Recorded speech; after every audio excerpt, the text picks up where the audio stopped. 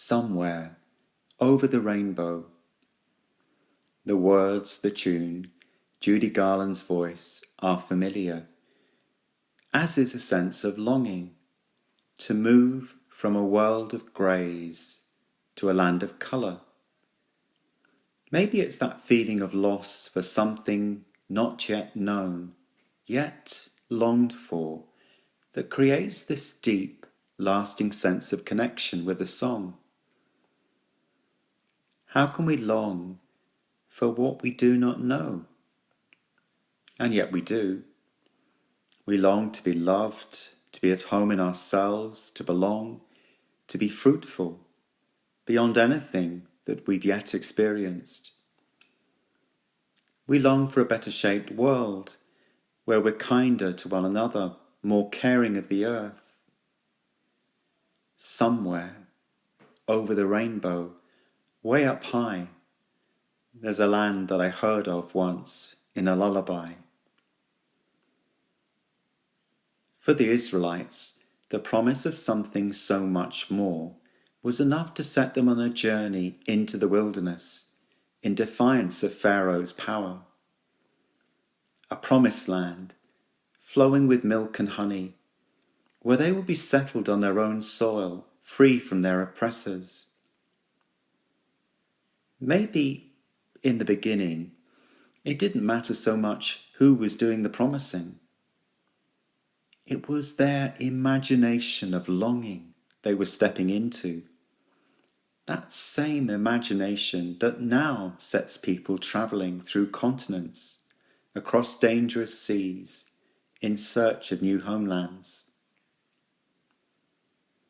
Yet, for the Israelites, as time went on, the relationship with the one making the promise became as vital as the land it led them to.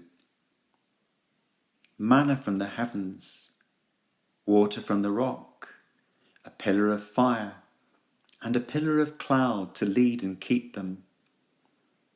A desperate lunge for freedom that became the slow growth of a covenant relationship. You will be my people, and I will be your God. I will never forsake you. Along the way, they learnt to let go into this other's hands and become more familiar with not knowing, not being in control, to trust, despite the fears that told them otherwise, that there was a resonance between their own longing and the desire of the God who led them. The physical movement was important in all this, and one day, after so many twists and turns, they crossed the Jordan into the land of their promise. And step by confusing step, they were also moving into another land, settled not on soil but within relationship, into the vulnerability and the liberty of being able to trust another, into the homeliness of belonging and the spaciousness of being loved and provided for, into God, and also deeper into who they were, reflected within this relationship. I wonder whether this might be the shape of following our own yearning for what we do not yet know. That need we have of love and belonging, our longing to be settled in our own soil, to be fruitful, listening to that restlessness for what we have yet to fully know. On the one hand, the promised land is a physical place, only reached by the conscious decision to leave where you are and to step out in response for the longing inside you. Changing your work, ending or beginning a relationship, moving home, or even homeland. Assessing and reshaping your priorities. Daring to defy your fears and go for it, whatever that it might be. On the other hand, the promised land is the relationship with God that deepens through this journeying. And here again, there's a choice to lean into this relationship. For not only do we not know in full what it is we are seeking, we also do not know the way.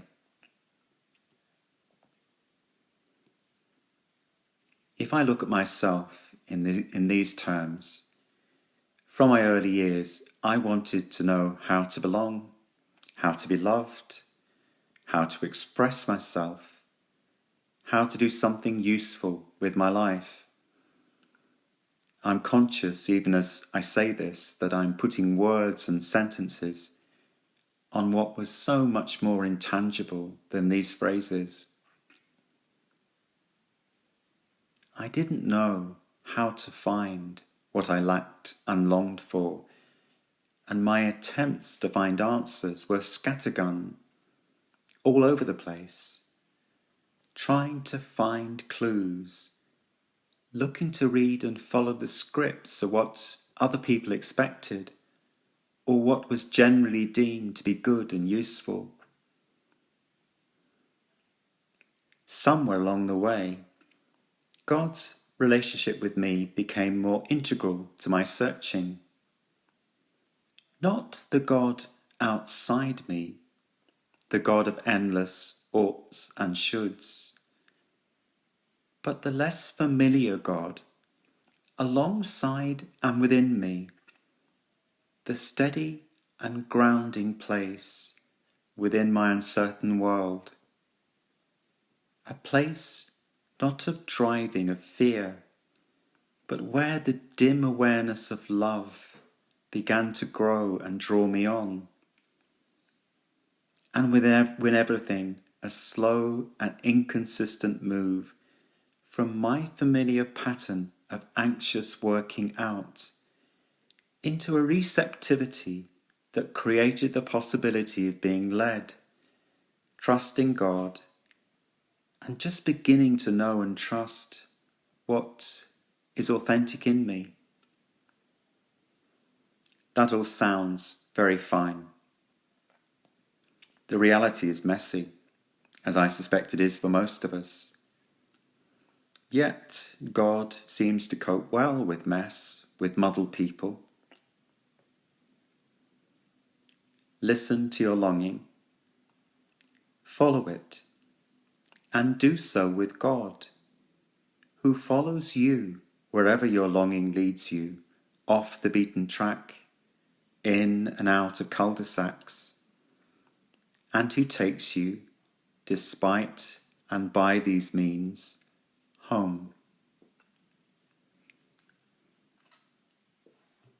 As I grow older, not old, mind you, but older, I find that I'm more content than I used to be in walking familiar paths.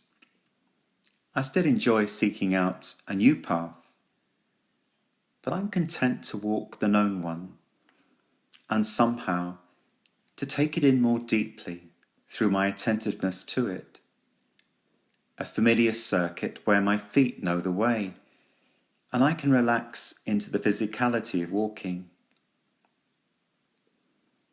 Perhaps I'm learning that the promised land can also be reached in being attentive to where I am and who I am, where seeing these familiarities in God brings about something different, something fresh, that what I have longed for all my life is here, right here and now.